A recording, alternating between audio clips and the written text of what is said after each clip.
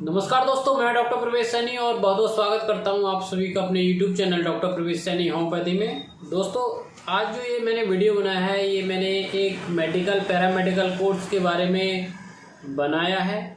अक्सर दोस्तों 12th pass out करने के बाद लोग अपने करियर के प्रति जागरूक हो जाते हैं। उनको क्या कोर्स करना चाहिए मेडिकल में, क्या डिप्लोमा 12वीं के बाद कर सकते हैं, इसी पे मैंने ये वीडियो बनाया है। दोस्तों ये वीडियो बनाया मैंने DMLT कोर्स के बारे में। DMLT अगर मैं इसका फुल फॉर्म बताऊं तो DMLT का फुल फॉर्म है दोस्तों diploma in medical lab technology. और ये डिप्लोमा है, 2 साल का डिप्लोमा होता है और इससे जो डिग्री कोर्स होता है वो BMLT हो जाता है, वो 3 साल का होता है।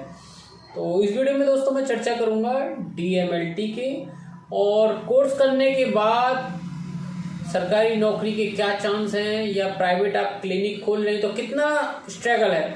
दोस्तों कोई भी कोर्स आप कर लीजिए, कोर्स हो जाते हैं प्राइवेट से गवर्नमेंट से सब कर लेते हैं, लेकिन उसके बाद हमारी अर्निंग कैसी होती है ये सबसे महत्वपूर्ण है। कोर्स आप कर लीजिए, हर आदमी आप देख रहे हैं कि छोटे छोटे गाँव कस्बों तक में कॉलेज स्कूल कॉलेज खुल गए हैं जो तरह तरह के डिग्री और डिप्लोमा कोर्स ऑफर कर रहे हैं। तो हमें चयन करना है उस कोर्स का जिसका स्कोप ज़्यादा है, जिसको करने के बाद बेरोजगारी की समस्या का सामना ना करना पड़े।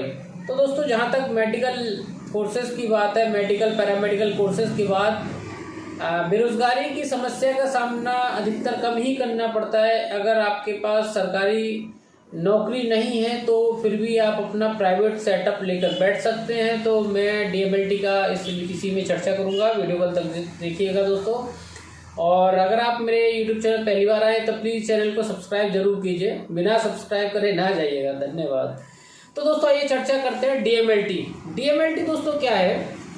जब आप किसी डॉक्टर को दिखाने जाते हैं, आपको बुखार आया हुआ है, तो बुखार काफ़ी बीमारी में बुखार आता है, ये डायग्नोज करना है कि ये बुखार किस कारण से है, तो डॉक्टर कुछ ज़रूरी जाँचें कराते हैं। जैसे कि सपोज कीजिए कि UTI होता है, यानी कि यूरिन इन्फेक्शन, तो यूरिन इन्फेक्शन की वजह से भी फीवर आता है। तो उसके डायग्नोसिस के लिए डॉक्टर अक्सर ब्लड सैंपल कराते हैं, TLC DLC, आपके खून में कितना इन्फेक्शन है उसकी जांच कराते हैं, पेशाब में कितना इन्फेक्शन है तो पेशाब की जांच कराते हैं। और टाइफाइड की वजह से फीवर है, मलेरिया है तो मलेरिया का जाँच कराते हैं, विडाल टेस्ट कराते हैं। तो अलग अलग तरह की जाँच की जरूरत पड़ती है।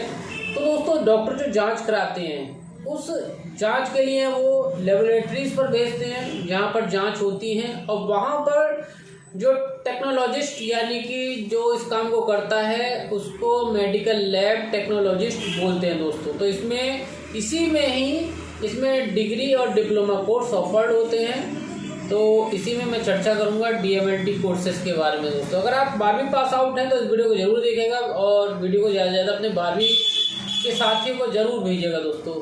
तो आइए चर्चा करते हैं DMLT, diploma in medical lab technology. ये दोस्तों अगर इसके ड्यूरेशन की बात करें, समय की बात करें, तो इसका जो ड्यूरेशन है 2 साल का होता है। इसमें 4 सेमेस्टर होते हैं, हर साल में 2 सेमेस्टर होते हैं, first second third fourth semester, और हर 6 महीने में पेपर होते हैं, चारों सेमेस्टर के एग्ज़ाम पास करने होते हैं। और इसकी योग्यता की बात करें तो इसमें 12th आपका मैथ या बायो से चलेगा और कम से कम 50% आपके मार्क्स इसमें होने चाहिए। और अगर एडमिशन की बात करें तो दोस्तों एडमिशन का जो प्रोसेस है 3 तरह से होता है। अधिकतर जो गवर्नमेंट सीटें होती हैं, जो गवर्नमेंट कॉलेज ऑफर करते हैं, तो उसमें मेरिट बेस पर होता है आपका। वहाँ पर पूरे जो स्टूडेंट आते हैं उनकी एक मेरिट निकाली जाती है, वो मेरिट भी रैंक वाइज के OBC, general, open categories, SC categories का मेरिट बनाया जाता है। और जो हायर रैंकर्स होते हैं उनको सीट के हिसाब से ऑफर किया जाता है एडमिशन। एक एंट्रेंस से भी होता है, यानी कि आपको प्रतियोगी परीक्षा पास करनी रहती है, मिनिमम पासिंग मार्क्स ऑब्टेन करते हैं, उसी नंबरों पर आपकी रैंकिंग की जाती है, तब आपको एडमिशन मिलता है। और जहाँ तक प्राइवेट कॉलेज की बात है तो प्राइवेट में डोनेशन के माध्यम से एडमिशन डायरेक्ट हो जाता है दोस्तों। अगर आप एग्ज़ाम नहीं निकाल पा रहे हैं तो आप एडमिशन डायरेक्ट ले सकते हैं। और अगर फीस की बात करें तो गवर्नमेंट में लगभग 15,000 से 30,000 तक की फीस होती है, और कहीं कहीं काफ़ी कम पैसों में भी DMLT का कोर्स होता है गवर्नमेंट में। और प्राइवेट कॉलेज की बात करें तो दोस्तों प्राइवेट में 50,000 से लेकर 70,000 तक की फीस होती है। ये इसमें बताया है फीस का। अब दोस्तों बात करते हैं कि जो इसका DMLT करने के बाद स्कोप क्या है, यानी कि आपकी नौकरी की हम बात करें तो नौकरी आपको कहाँ मिलेगी ताकि आपको बेरोजगारी का सामना ना करना पड़े।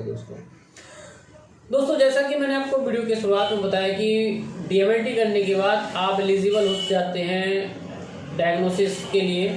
तो इसमें हॉस्पिटल में जो गवर्नमेंट हॉस्पिटल होते हैं, सरकार समय समय पर सरकारी भर्ती निकालती है, सरकारी हॉस्पिटल्स के लिए भर्ती निकालती है।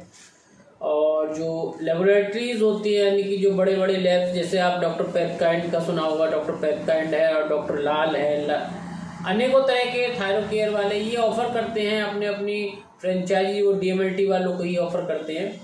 और बहुत से जो डॉक्टर्स होते हैं वो अपने यहाँ खुद एक लैब रखते हैं ताकि समय पर उन्हें जांचें मिल जाए उनकी मरीजों की क्या समस्या है। तो क्लिनिक पर भी जॉब मिल जाती है जो अच्छे बड़े सेटअप होते हैं। कुछ यूनिवर्सिटीज़ होती हैं जो उनको ज़रूरत रहती है, मेडिकल कॉलेज वगैरह में भी DMLT की पोस्टेज आती हैं दोस्तों, और जो मेडिकल कॉलेज में होती है। और कुछ रिसर्च सेंटर चलते रहते हैं, रिसर्च सेंटर में भी दोस्तों जॉब आती है। अब बात करते हैं कि प्राइवेट, अगर आप अपना प्राइवेट सेटअप लेकर बैठते हैं दोस्तों, तो प्राइवेट सेटअप में बड़ा ही स्ट्रगल का काम है ये, क्योंकि समय के साथ साथ थोड़ा सा धैर्य रखने की ज़रूरत है। समय के साथ आपके पास पेशेंट आते हैं दोस्तों। मेन बात क्या है कि जो लैब का जो काम है, वेरी फ्रेंकली मैं आपसे कहना चाहूँगा कि जो लैब का जो काम है दोस्तों, ये डॉक्टर की कृपा दृष्टि पर चलता है। डॉक्टर जहाँ मरीज से कह देता है कि वहाँ से जांच कराइए तो उसी का ही काम चलता है। बाकी लोग, अगर आपकी डॉक्टर से बहुत अच्छा संबंध नहीं है, बहुत अच्छे मतलब कि आप जो प्रोफेशनल रिलेशनशिप आपने नहीं बनाई है, मेंटेन नहीं करा है, और जो भी एक जो सिस्टम होता है उस सिस्टम से आप नहीं चल रहे हैं, तो आपको इतना काम नहीं मिलेगा। और जो अच्छे अच्छे बड़े बड़े प्रैक्टिशनर्स होते हैं, ज़रूरत है कि आप अच्छे प्रैक्टिशनर से आप अपने संबंध बनाइए, अपने व्यवहारिक जो प्रोफेशनल संबंध है वो बनाने पड़ते हैं। उनका कुछ ऑफ़र, आपको गिफ्ट ऑफ़र करने पड़ते हैं जिससे कि वो आपकी तरफ अपने पेशेंट को भेजें। और दोस्तों अगर बात करें कि कितनी सोर्स ऑफ फंडिंग है दोस्तों, अगर आपके पास बहुत अच्छा पेशेंट है, डेली के 40-50 पेशेंट बन रहे हैं, तो आपकी कमाई लगभग 60-70 हज़ार से पर मंथ ऊपर की ही होगी इसमें। और मतलब शुरुआत में थोड़ा सा स्ट्रगल करना पड़ता है, तो कुछ समय बाद लेकिन क्या है कि 4-5 साल बाद आपका बहुत अच्छी एक पहचान बन जाती है। दोस्तों कोई भी काम होता है वो कृपा दृष्टि तो कुछ समय के लिए होती है, लेकिन अगर मेन बात मैं आपसे कहना चाहूँ, कोई भी काम होता है वो आपकी योग्यता पर निर्भर करता है कि आप रिजल्ट कितना एक्यूरेट दे रहे हैं। दोस्तों पता चले कि आप केवल मरीज आया, उसकी सैंपल लिया, सैंपल गिरा दिया, अपने हाथ से चढ़ा दिए उसकी रिजल्ट, तो इट इज़ नॉट फेयर। हर काम में अपना ईमानदारी बरते, जो भी आपका जो काम है आपकी पहचान बनाएगा हर क्षेत्र में। तो मैंने देखा है कि बहुत से जो लैब वाले होते हैं वो अपना खुद का एक ब्रांड बना लेते हैं और उनका नाम पूजता है। तो नाम पूजने वाली स्थिति जब आ जाती है, यानी कि आप एक ब्रांड बन जाते हैं, तो दोस्तों आपको किसी डॉक्टर के पास जाने की जरूरत नहीं है। वेरी फ्रेंकली है, मैं आपसे सच कह रहा हूँ कि जब मेरे पास कोई पेशेंट आता है और वो कहता है डॉक्टर साहब कोई जांच करानी है, तो मैं कभी किसी लैब का अपनी तरफ से नाम ऑफर नहीं करता हूँ। मैं सीधा बोल देता हूँ भाई यार देखो, तुम्हें जो बढ़िया लैब लगती है, जिस पर तुम्हें भरोसा है, आप वहाँ से करा लीजिए। मुझे रिपोर्ट्स चाहिए, मुझे किसी लैब वाले द्वारा ऑफ़र किया हुआ पेमेंट से मुझे कोई मतलब नहीं रहता। मरीज जहाँ चाहे अपना जांच करा सकता है, मेरी तरफ से स्वतंत्रता होती है। तो मेरी कोशिश यही होती है कि मैं जो जांच है पेशेंट से चाहता हूँ कराना, उसकी मुझे रिज़ल्ट एक्यूरेसी बढ़िया हो, और ये डिपेंड करता है लैब पर और लैब चलाने वाले पर दोस्तों। और बात करें दोस्तों इसमें जो लैब वालों को जो उनकी पढ़ाई होती है वो किस चीज़ की होती है दोस्तों, ये चूँकि मेडिकल लैब टेक्नोलॉजी पर आधारित कोर्सेज होता है DMLT, तो मेडिकल लैब टेक्नोलॉजी पर आधारित होने के कारण इसमें सभी इंस्ट्रूमेंट की जानकारी होती है, कैसे आपको सैंपल लेना है, सैंपल को प्रिजर्व कैसे करना है, तो काफ़ी कुछ आपको सिखाया जाता है। किस तरह से ये मशीन में एनालाइजर मशीन होती हैं, अलग अलग तरीके की मशीन होती है, सैंपल को किस तरह से रखना है, साथ ही साथ सैंपल ख़राब ना हो, प्रिजर्व ना हो, इन्फेक्टेड ना हो, तो उन सब का विशेष ध्यान रखा जाता है। और लैब वाले की रिज़ल्ट पर ही मरीज़ की डायग्नोसिस डिपेंड करती है, और डायग्नोसिस बढ़िया है तो मरीज़ का जो प्रेगनोसिस है वो भी बेटर होगी। तो और दोस्तों वीडियो के डिस्क्रिप्शन में मैं कुछ लिंक आपको दे दूंगा जिसमें आपकी कहाँ से आप DMLT कर सकते हैं, पूरा डिटेल आप ले सकते हैं लिंक को ओपन करने के माध्यम से। तो आप वो लिंक ज़रूर देखिएगा कि बेटर कॉलेज कहाँ पर हैं। दोस्तों आपको जब आप एडमिशन अगर आप लेते हैं DMLT कोर्स में, तो आपको सबसे पहले ये जानना है कि जिस कॉलेज से आप DMLT करना चाह रहे हैं क्या क्या वो रिकॉग्नाइज्ड है किसी यूनिवर्सिटी से या किसी बोर्ड से। तो इस चीज़ का विशेष ख्याल रखिएगा दोस्तों, अदरवाइज़ आप किसी फर्जी संस्थान से, किसी फर्जी इंस्टीट्यूट से आप डिग्री ले लीजिएगा, वो भी आपको सिखा देंगे। कुछ लैब वगैरह में उनकी प्राइवेट लैब्स होती हैं, वहाँ पर आपको सिखा देंगे और उसको सिखाने के बाद आपकी जो सर्टिफिकेट या आपको जो डिग्री मिलेगी, वो डिग्री अगर आप गवर्नमेंट में अप्लाई करते हैं तो पता चले कि वो फर्जी है, ब्लैक लिस्टेड में डाल दिया, तो आपकी सारी मेहनत, सारा समय और सारा पैसा बर्बाद हो जाएगा। तो कॉलेज का चयन करते वक्त पूरा आप जानकारी जरूर लें कि ये कॉलेज एफिलिएटेड है या नहीं है, रिकॉग्नाइज है या नहीं है दोस्तों।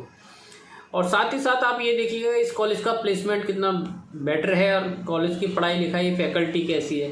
ये कुछ चीज़ें जाननी बहुत ज़रूरी है दोस्तों। वीडियो पसंद आए तो प्लीज़ लाइक करना मेरे वीडियो को और चैनल को सब्सक्राइब जरूर करें। धन्यवाद, नमस्कार, जय हिंद दोस्तों।